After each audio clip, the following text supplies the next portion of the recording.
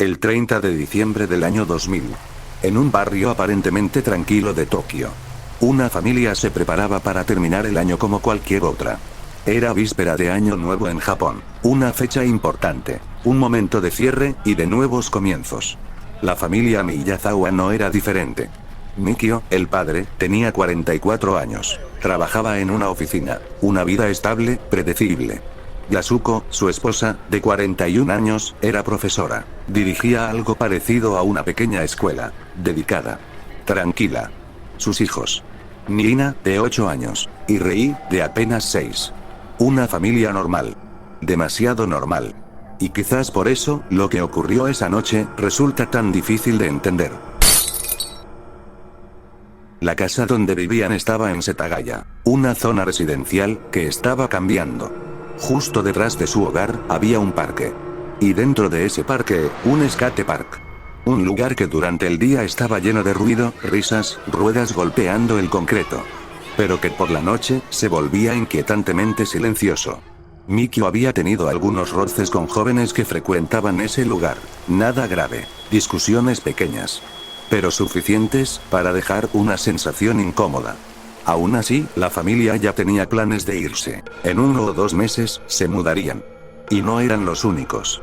Casi todo el vecindario, ya estaba vacío.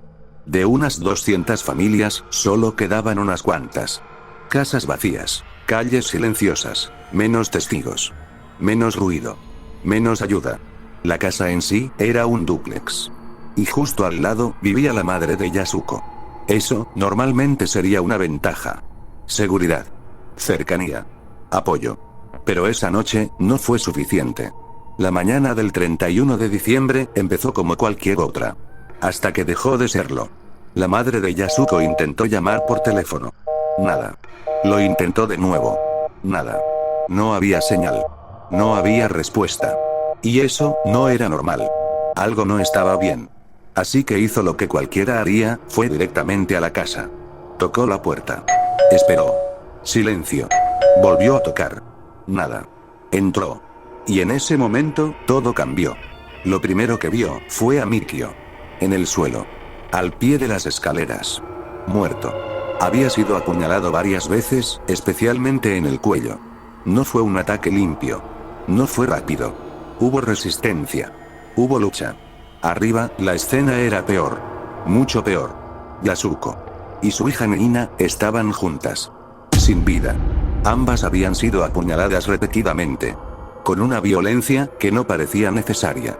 Que no parecía lógica. Era personal. O al menos, eso parecía. Algunos investigadores incluso consideraron la posibilidad de un componente misógino. Pero en ese momento, eran solo teorías. Y luego, Rei. El más pequeño. 6 años. Fue encontrado en su cama. Había sido estrangulado. Sin ruido. Sin lucha visible. Los investigadores creen que él fue el primero. Que el asesino entró por la ventana del baño del segundo piso. Y que Rei fue el primer objetivo. Después, todo se descontroló. No había motivo. Nada. Mikio no tenía enemigos conocidos. Yasuko tampoco. No había deudas. No había amenazas. No había señales. Solo una familia, completamente normal. Que fue destruida sin explicación. Dentro de la casa, había 2 armas. Un cuchillo de sashimi. El asesino lo había traído consigo. Pero se rompió. Durante el ataque. Eso significa algo importante, la violencia fue tan intensa. Que incluso el arma falló. Y entonces, el asesino tomó otro cuchillo. De la cocina. De la propia casa. Y continuó. Pero si todo terminara ahí. Esto sería solo otro caso brutal. No un misterio. Lo que hace este caso diferente es lo que ocurrió después. El asesino no huyó. No corrió. No desapareció en la noche. Se quedó. Durante horas. Quizá toda la madrugada. Encendió la computadora. Navegó en internet. Pero no cualquier cosa, visitó páginas que ya estaban guardadas en favoritos. Como si estuviera explorando la vida de la familia. Como si quisiera entenderlos. O peor, como si quisiera jugar con eso. Abrió el refrigerador. Comió. Helado o polos. Las versiones varían. Pero el detalle no importa tanto como el acto en sí. Se sintió cómodo. Lo suficiente como para sentarse a comer después de un asesinato. Tomó tarjetas de crédito e identificaciones. Las reunió en el suelo. Intentó descifrar los códigos PIN. Como si todavía estuviera ahí. Buscando sacar algo más. Fue al baño. Dejó basura en la bañera. Y luego, se acostó en el sofá. Y durmió. Durmió. En la misma casa. Donde acababa de matar a 4 personas. Eso rompe cualquier lógica. No es solo violencia. Es desconexión total. O peor, control absoluto. Pero hay más. Mucho más. El asesino dejó su ropa. Literalmente. Un sombrero, una camisa, pantalones, una bufanda, zapatillas. Talla coreana. Una riñonera con restos de cinta de monopatín. Y arena. Esa arena fue analizada. Y los resultados fueron extraños. No coincidía con Tokio. Ni con zonas cercanas. Algunos análisis la relacionaron con áreas cercanas a la base Air después de más de 2 décadas. El caso de los asesinatos de la familia Setagaya sigue sin resolverse. Pero eso no significa que no existan teorías. Al contrario. Existen demasiadas. Y algunas son inquietantemente plausibles. Teoría 1. El skater park. Todo empieza con algo aparentemente simple. El ski park. Justo detrás de la casa. Un punto de encuentro para jóvenes. Un lugar de ruido, conflictos y anonimato. Mikio ya había tenido discusiones con algunos de ellos. Nada grave. Pero suficiente para crear tensión.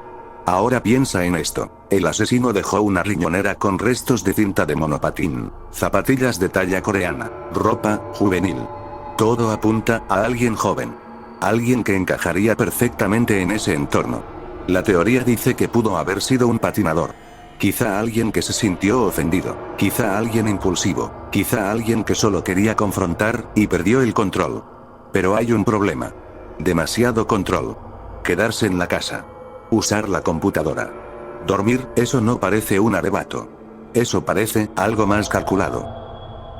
Teoría 2. El extranjero. Aquí es donde el caso se vuelve más extraño. El ADN del sospechoso no encaja completamente con el perfil japonés promedio. Tiene rasgos mixtos. Algunos análisis sugieren ascendencia europea o del sur de Asia. Y luego está la arena. Esa arena que no pertenece a Tokio. Que podría venir de zonas cercanas a la base aérea Edwards, en Estados Unidos. Esto abre una posibilidad inquietante. ¿Y si el asesino no era local? ¿Y si era alguien con acceso internacional? ¿Un militar? ¿Un hijo de personal extranjero? ¿Alguien que podía entrar y salir sin levantar sospechas? Pero entonces surge otra pregunta. Si era extranjero, ¿por qué arriesgarse tanto? ¿Por qué quedarse? Teoría 3. Crimen aleatorio. Esta es una de las más aterradoras. Porque implica que no había razón. Un intruso entra. Ve una casa. Decide atacar. Sin conexión. Sin historia. Sin motivo. Este tipo de crimen es raro. Pero no imposible. Y explicaría algo clave. La falta total de relación entre víctima y agresor. Pero hay algo que no encaja. Demasiado contacto. Demasiada interacción. El asesino no solo mató. Exploró. Se quedó. Se involucró con el entorno. Eso no es típico de un crimen completamente aleatorio. Teoría 4. Crimen dirigido. Ahora vamos al otro extremo. Y sí había un motivo. Pero nunca se descubrió. Tal vez Mikio tuvo un conflicto más serio de lo que parecía. Tal vez Yasuko tenía algún problema oculto. Tal vez alguien cercano sabía demasiado. El nivel de violencia, especialmente contra Yasuko y Nina, ha hecho que algunos piensen en algo personal. Algo emocional. Pero si fue dirigido, ¿por qué el comportamiento después del crimen es tan extraño? Un asesino con un objetivo claro. No se queda a dormir. No navega en internet. No come. A menos que no tuviera miedo. Teoría 5. Perfil psicológico. Aquí es donde todo se une. El comportamiento del asesino después del crimen es clave. No es normal. No es práctico. No es necesario. Se quedó porque quería. Eso apunta a algo específico. Desconexión emocional, posible trastorno, o una necesidad psicológica. Algunos perfiles sugieren que podría tratarse de alguien con tendencias psicopáticas.